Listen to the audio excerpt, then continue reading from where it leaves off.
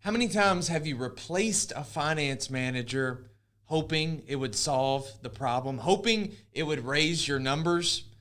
Most dealerships are solving the wrong problem. It's not a people issue, it's a leadership issue. It's a process issue. It's a system issue, and it's costing you thousands of dollars, if not hundreds of thousands of dollars in back-end profit.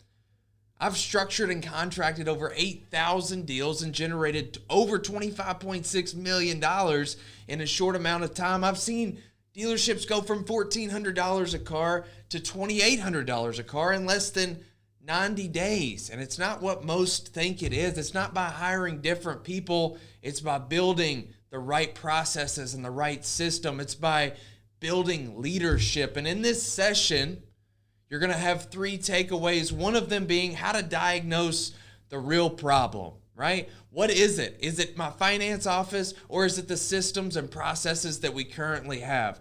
You're also going to have the exact behaviors that it's going to take to generate the PVR that you deserve in less than 90 days. And we're going to give a takeaway that you can implement in your store Monday when you get back.